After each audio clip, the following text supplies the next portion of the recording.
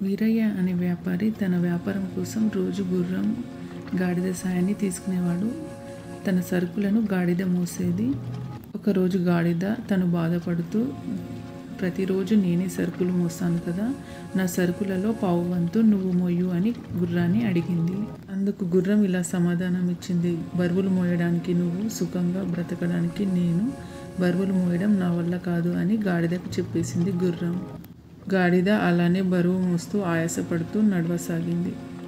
అలా నడుస్తూ ఉన్న గాడిద కొద్దిసేపటికే ఆయాసంతో కిందికి పడిపోయింది.